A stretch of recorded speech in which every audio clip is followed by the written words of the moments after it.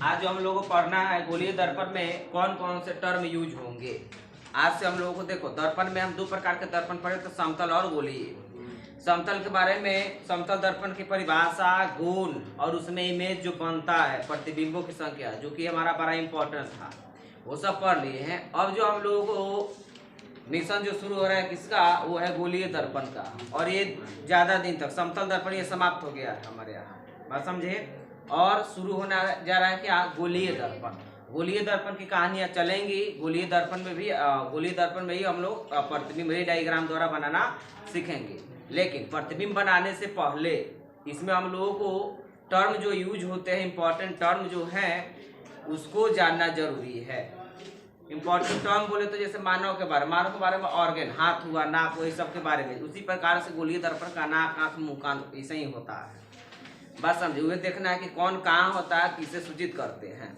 बात समझे कि ना समझे। जैसे जिससे जिससे सांस लेते हैं उसको क्या बोलते हैं, बोलो। और जिससे सुनते हैं उसको, जरा से देखते हैं उसको, उसी तरीके से गोलीय दर्पण में होता है, याद रखिएगा। ऑर्गन ऐसे ही हुआ करते हैं ना, बात समझे। सबसे पहले हम तुमसे पूछेंगे कि गोलीय दर्पण, ध्यान देना। गोलीय दर्पण हम तुमसे पूछे, ये भी 2 नंबर का हमारे बोर्ड में पूछता है। गोलीय दर्पण जिसको हम लोग स्फेरिकल मिरर कहते हैं। गोलीय दर्पण क्या है तो देखोगे, यह एक वह दर्पण जिसका परावर्तक सतह, सुनोगे ध्यान से, वह दर्पण, इसमें कोई बजरंगबली का पावर नहीं लगाना है, आसान चीजें हैं ये सब। वह दर्पण जिसका परावर्तक सतह किसी खोखले गोले का भाग होता है,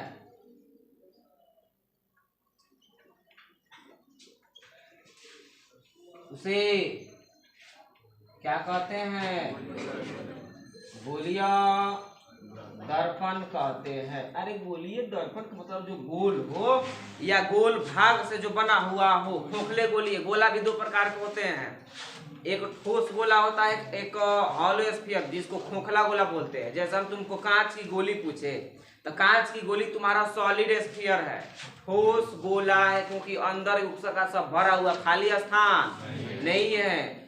फुटबॉल के बारे में तुमसे पूछे तो फुटबॉल के बारे में खोखला गोला है, क्योंकि बीच में उसके अंदर जो है खोखला है।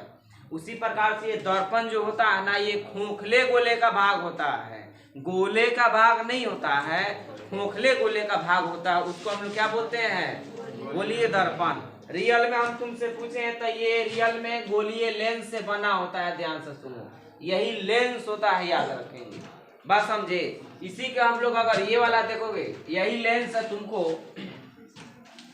ऐसी लेंस में किसी भाग को, अगर इस भाग को हम रंग दिए, तो इस भाग को रंग दिए, तो बताओ तो लड़की क्या है, ये कौन सा दर्पण है ये, हाँ ये कौन सा दर्पण है, हाँ इसको केवल बताना है कौन सा दर्पण है ना। तो गोलीय दर्पण में अवतल है कि उत्तल है, हाँ बोलो चला, ये है, बताओ जी कौन दर्पण है ये, अवतल दर्पण है। रे लोल कहीं का है, ये जब ना के परावर्तक सतह धसा होता है उसको क्या बोलते हैं, अवतल। एकरा के अंदर से रंग दे तो ऐसा ही आता है, ऐसा ही लेंस आएगा ओकरे के। अब जहां से तुम रंग दो, अंदर से रंग दिया तो उत्तल बन जाएगा, बाहर से रंग दिया तो अवतल बन जाएगा। इसी को हम लोग गोलीय दर्पण बोलेंगे। इसी को बीचों बीचों काट दिया तो देखो एगो अवतल बन गया, एगो उत्तल बन गया। रियल में लेंस से ही बनता है ये। बोलो कोई दिक्कत, अरे इसमें क्या दिक्कत होगी, सब तो बता करके आए हैं ना, बात समझे। अब ध्यान दो, इसमें टर्म यूज होने वाला टर्म देखना ध्यान से। तू सभी बड़का एकदम गोला बनाओगे, देखना ध्यान से। दिखाई दे रहा है, ये नहीं दिखाई दे रहा है, रेड जो कलर है ये दूर से कम विजिबल होता है, इसलिए हम ब्लैक का यूज कर दिए। लो, एक ये गोला है, बात समझे। और अभी मान लेते, अब बताओ ये दर्पण है कि नहीं है, ये दर्पण है कि नहीं है, नहीं है। क्यों नहीं है, क्योंकि दर्पण होने के लिए रंगा हुआ कोई भाग होना चाहिए। लेकिन चाहेंगे तो दर्पण बना सकते हैं कि नहीं बना सकते हैं, ऐसे उत्तल भी बना सकते हैं, और अंदर से रंगेंगे तो उत्तल, बाहर से रंगेंगे तो अवतल हो जाएगा। बात समझे? अब बताओ, दुनिया के कोई भी चीज हो, वृत्त हो, वृत्त सर्कल का नाम जानता हो, दुनिया के कौनो चीज हो, ओकरा सेंटर जो बीच वाला जो भाग होता है ना, उसको केंद्र बोलते हैं। जैसे गोला में भी केंद्र होता है और वृत्त में भी केंद्र होता है। यहाँ हम गोला पर है कि वृत्त पर रहे हैं? गोला पर है। गोला का मतलब एकदम फुटबॉल के जैसा है ये। बात समझे? तो इसका जो सबसे अंदर वाला जो भाग ये वाला है, बीचों बीच वाला भाग, इसको हम लोग बोलते हैं केंद्र, है ना? या पूरा नाम बोले तो वक्रता केंद्र। क्या बोलते हैं? Centre of curvature. दिख रहा है जो पीछे कलर के, दिख रहा? सेंटर ऑफ कर्वेचर, इसको क्या बोलते हैं? Centre of curvature. इसको हम लोग सी द्वारा सूचित करते हैं। कौन से सूचित करते हैं? सी द्वारा। और एक और बात याद रखो कि वृत्त में केंद्र से परिधि तक की दूरी को क्या कहते हैं? केवल त्रिज्या कहते हैं। वृत्त में केंद्र से परिधि तक की दूरी को त्रिज्या कहते हैं। इसमें भी गोला में तुमको वृत्त के गोले के केंद्र से सतह तक की दूरी को वक्रता त्रिज्या कहते हैं। यहाँ से देखोगे, यहाँ से अगर ये लाइन हम ले लें, ये वाला लाइन, तो इस लाइन को हम लोग क्या बोलते हैं? वक्रता त्रिज्या, रेडियस ऑफ कर्वेचर।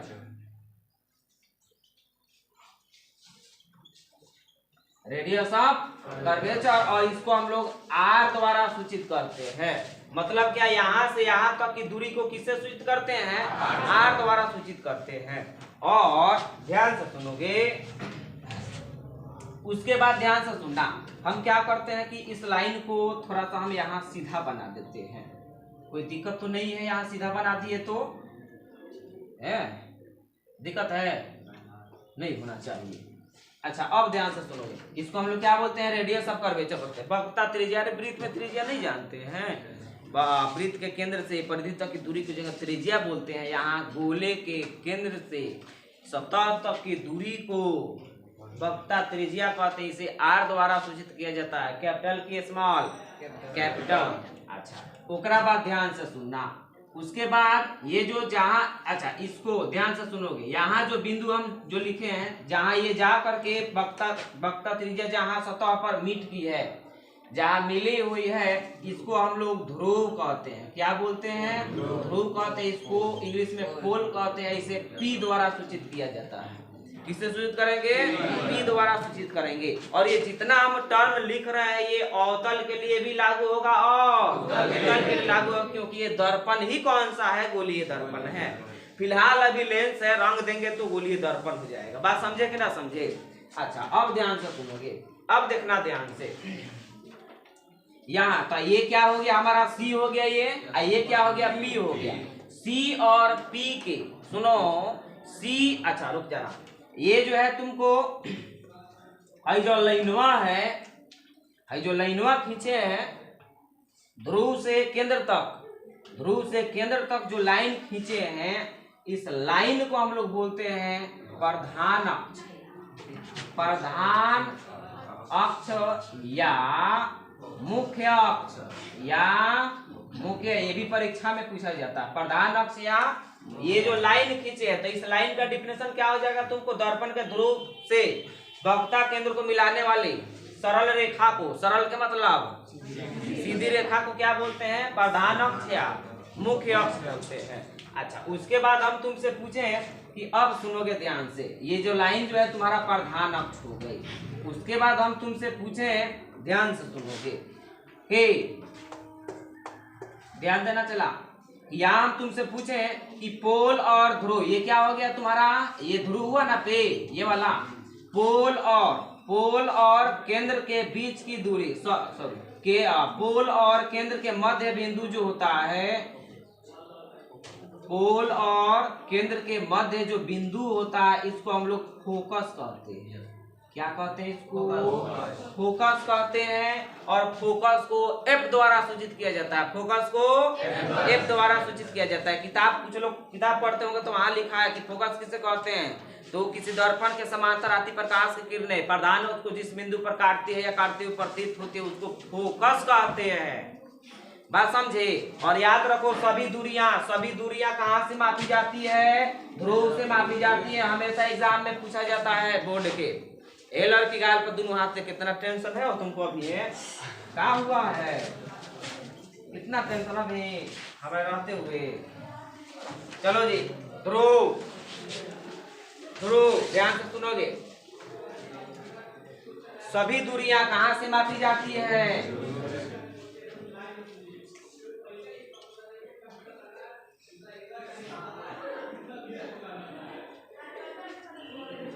सभी दूरियां कहाँ से मापी जाती है? ध्रुव से। ये हमेशा एग्जाम में पूछा जाता है कि सभी दूरियां गोलीय दर्पण के किस भाग से मापी जाती है या कहाँ से मापी जाती है? तो ध्रुव से मापी जाती है। अब ध्यान से सुनना। नहीं लग रहा है? बुझाता है कि तारा सबसे ज्यादा नहीं लगा। इस तरह एकदम छोड़ के साथ डायरेक्ट साइकिल पे चढ़ गया है। अरे थोड़ा सा नहा धोआ के तनी ताजा हो करके चलना है। तो हम भी देखते हैं तो लड़का ताजा रहता है या लड़की ताजी रहती है, देख करके थोड़ा सा साफ सुथरा करता हूँ। तो ऐसे आता है हम ऐसे हम आता है।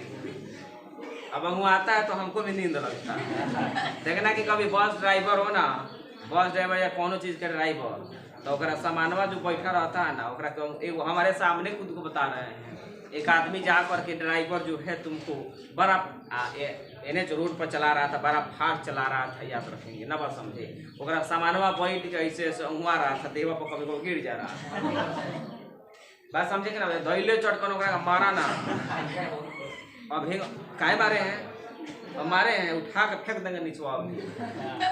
क्यों? अब पूछा गया क्यों? तो सच में यही बात होती है कि अगर नींद वाले लोगों के बीच में तुम बैठ जाएगा तो तुमको नींद आ जाएगा एकदम याद रखना। अब 100 अगुआ रहा तो तुम भी डोलने लगेगा। बात समझे। तो कहा कि अभी तो एक जा पर मारे हैं, भाग बनाओ कि हमको नींद नहीं आया ना तो सारा जना की नींद मिला देते वहीं जाकर डुला देता हूँ। बात समझे। तो किसी चीज का ड्राइवर है उसके सामने जो है उसी तरीके हम लड़का सब को देखते हैं तो कब आता है तो थोड़ा सा हमको भी झपकी आता बस, लेकिन कंट्रोल करके यहाँ बढ़ा रहे हैं।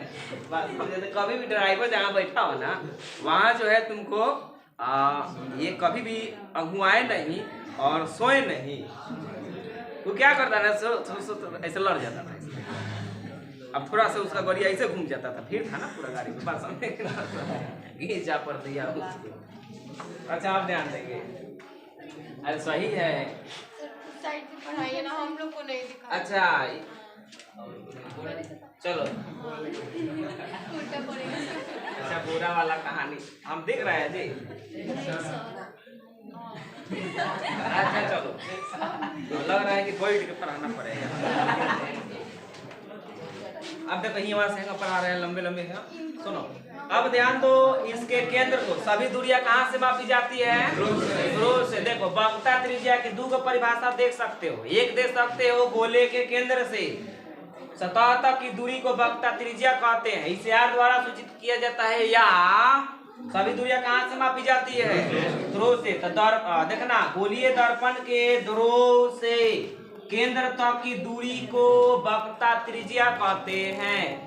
तो देखो तो ये से यहाँ तक के डिस्टेंस को क्या बोलते हैं? R बोलते हैं।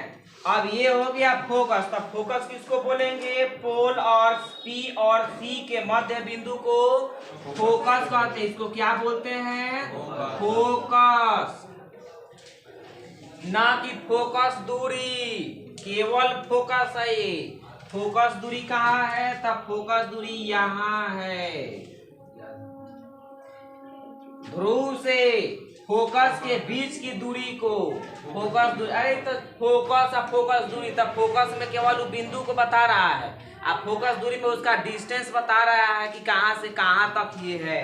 तो दर्पण के ध्रुव से फोकस के बीच की दूरी को फोकस दूरी कहते हैं। यानी याद रखना है कि फोकस को कैपिटल F से सूचित करते हैं, और फोकस दूरी को स्मॉल एफ से सूचित करेंगे। तो ये देखो वक्रता त्रिज्या का परिभाषा, वक्रता त्रिज्या का परिभाषा हुआ तुम्हारा क्या कि पोल से केंद्र तक के बीच की दूरी को, और पोल तो वक्रता त्रिज्या बोलेंगे, आप पोल से फोकस के बीच की दूरी को फोकस दूरी कहते हैं। बात समझ में आ रही है कि नहीं आ रही है? तो ये सारी चीजें अगर इसमें देखो ना, इसमें कुछ नहीं है ना, बात समझिए। हाँ, तो बुझाया जाएगा कि ना बुझाएगा? जैसे मान लो हम तुमसे पूछें, अब देखो अब हमको दर्पण बनाना है, तो दर्पण में हम क्या करते हैं कि देखो ये अवतल दर्पण हम ले लिए, बात समझे कि ना समझे? ये दर्पण है कि नहीं है? नहीं है। अब दर्पण हुआ कि नहीं हुआ? कौन सा दर्पण हुआ? अवतल दर्पण हुआ। अब देखो ये वाला जो हो गया ना, ये प्रधान अक्ष हो गया है, देख लो प्रधान अक्ष जो खींचे हैं वो क्या हो गया? प्रधान अक्ष हो गया। और ये वाला क्या हो गया? ध्रुव हो गया। बात समझे? यहाँ क्या हो गया? सी हो गया। बोलो, ये दोनों के मध्य बिंदु क्या है? एफ है। बात समझे कि ना समझे? उसके बाद हम तुमसे पूछो, अब हेकरा बीच के दूरी को स्मॉल एफ बोलेंगे, हियावा से हियावा तक की दूरी को आर बोलेंगे। यही तो चीजें हैं। जेगा ये वाला चीजें तुमको अवतल दर्पण में हुआ, वही उत्तल दर्पण में भी हो जाएंगे। अब यहाँ तुमको ध्रुव, तो ध्रुव के दो का परिभाषा, एक ध्रुव हो गया तुम्हारा, ये देखो यहाँ दर्पण के मध्य बिंदु को क्या बोलते हैं? ध्रुव बोलते हैं।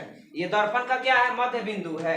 मतलब क्या, जितना दर्पण ऊपर है उतना ही दर्पण नीचे। जैसे 5 सेंटीमीटर का दर्पण है तो ध्रुव कहाँ होगा? 2.5 सेंटीमीटर का होगा। 10 सेंटीमीटर का दर्पण है तो 5 सेंटीमीटर उसका ध्रुव होगा। बोलो आया कि नहीं समझ में? पहले नोट कर लो इसको, ऐसा ही फिगर बना लो।